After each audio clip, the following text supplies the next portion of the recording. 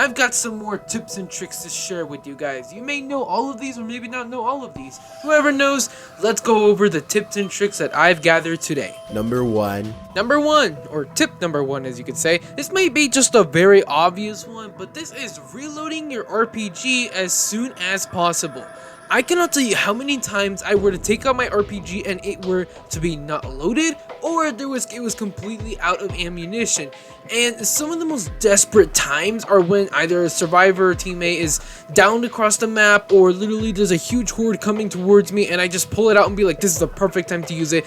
And for just me to realize, oh my god, I forgot to reload it, happens so many times a day. It happens so many times a day that literally, whenever you have just a breather, you always want to just take out your RPG and just reload it, or just make sure it's loaded, because you know damn well that literally any second you're just going to desperately need it, because it's going to be super useful for critical times. Maybe a very obvious one, but for people who are very basically going under constant chaos or whatever, just a little bit of a heads up. Number 6. And now, I've seen so many times where people just kill themselves with their own Molotovs and grenades. Now, for grenades, here's a tip, and that's basically of how to use the grenade precisely. The grenade can either be used by just throwing at an infected or at a down teammate, or to use it to get away from infected that are constantly chasing you. So for infected that are just capturing a teammate, all you have to do is just aim, look up a little bit, throw away, take a few steps backwards, and boom, and you should basically master it. For the other one, which is basically using it to escape, all you really need to do is be sprinting and equip your grenade, look down, and basically either jump or no jump, however you want to do it, and then immediately activate the grenade. This will cause the grenade to, of course, immediately hit the ground, bounce a few times away from you, and eventually just kill any infected that are coming, basically sprinting right behind you. This is a very nice way to basically make sure that any infected are basically chasing you down can easily take a ton of damage, or even just die from that grenade, since it's a pretty nice way to basically get them off of your tail while you're sprinting away. So yeah, just a little bit of a tip: whenever you're running away and you have a grenade, you may want to use it as something that's very useful when you're getting chased. Number 7.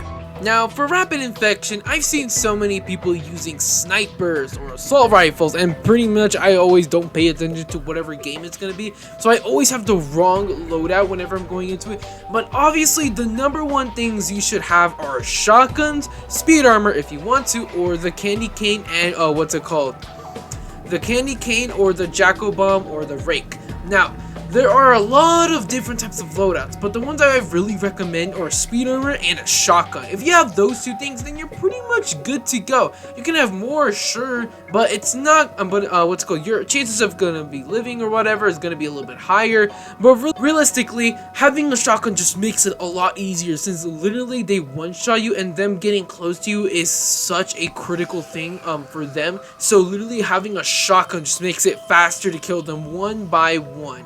And also, a shotgun is going to be relevant in a little bit of time, but basically having a Jacko bomb is actually very useful as well, since literally if they get too close and you have like a little bit of a backup plan B, you can just put it down and instantly any infected nearby will just instantly be killed.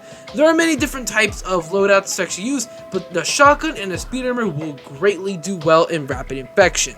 Number 9. Now, as a console player, I've mastered this so much. Now, I'm not too sure if anyone else has, but it's always shoving when reloading. You never know if you're just walking down like a hallway, which I'm pretty sure there's not many maps with that, and all of a sudden around the corner comes like, I don't know, an inferno or something like that. And if you're reloading, that's literally the worst timing. However, if you're reloading while shoving, and thank god there is no limit to shoving, you will literally push them away without taking too much damage. Literally reloading while shoving is just a very efficient way to protect yourself if any other infected are nearby going to be attacking you while you're reloading. This is a very nice strategy to actually use if you're having like a minigun or a Tommy gun, basically any weapon. Reloading and then constantly shoving just makes it a little tiny bit difficult for infected to get to you and basically deal damage to you when you shove them once, shove them twice, until eventually you are fully reloaded and you're basically be able to blast them. Always shoving and reloading is a very nice tactic that I'm pretty sure a lot of people know, but it's a very nice one to actually know and master. Number 12. This one I don't see too common, and that is when basically being frozen by a chiller, basically spam the shit out of the shove button, which is kind of the similar of the shoving while reloading, but this is when you're frozen. Because literally, anytime a chiller could just be obviously freezing you, and then all of a sudden you're unable to do anything. And while they're just biting your basically flesh off, you are basically unable to do anything. Now, as soon as you're able to have control over your character again, you just basically are already shoving like crazy. And once you shove them, they are unable to really do much because for like that split second or whatever, they are basically being shoved away, and you could use that time to get a few nice hits on them. Now, if they're constantly going after you, then just continue shove. Basically spam the shove button whenever you're under the frozen attack, because literally as soon as you're basically able to have complete control over your dude again, you're already spamming the button and you're already pushing away any of the infected or a lot of the infected that are biting your flesh off.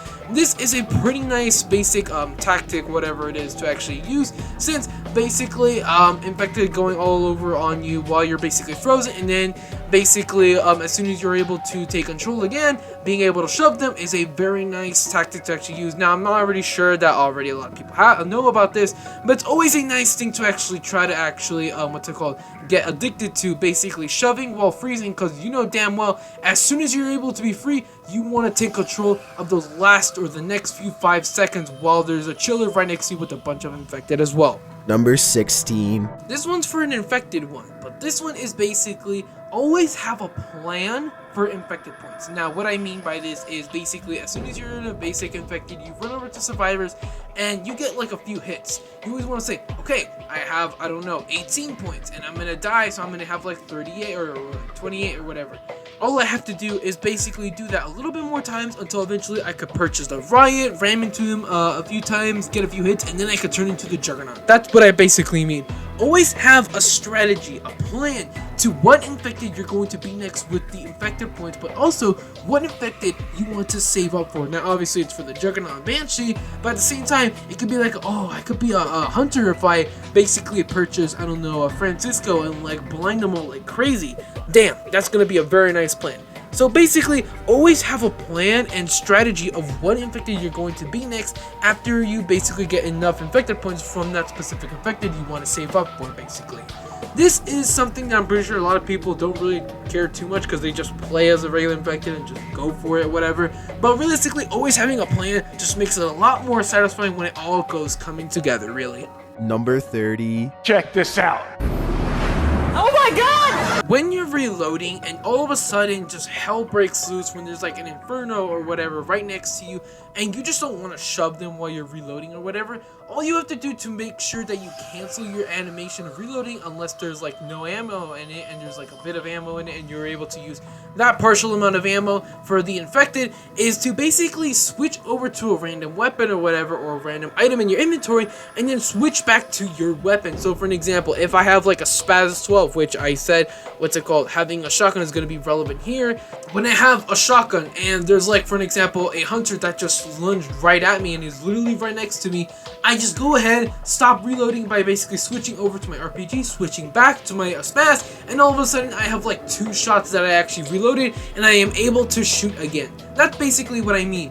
To basically cancel your animation of reloading, just switch to another weapon and then switch back. Basically allows you to basically cancel the entire reloading animation. However, for the amount of ammo you put in there for like a shotgun, you will be able to use it for the infected that's basically threatening your entire history at that single point. It's pretty obvious for that one, but for some amount of people who just don't really know about that, who are just like, oh crap, I gotta reload, or I gotta shove him while I'm still reloading, you can just switch to another weapon, switch back to your weapon that you want to actually use to kill the infected, and boom, you are basically ready to go. Now, this doesn't work for obviously weapons who have like magazines that are already completely out, but realistically, if you have a few bullets in there and an infected that comes out of nowhere, why not do the tactic? Basically get them out of your way while you reload in perfect safety and silence. That's all the tips I have. I couldn't really find much, but hey, there's some of these tips that I'm pretty sure maybe 1% don't even know. But yeah, I'll see you guys all about 42 years and have a great game.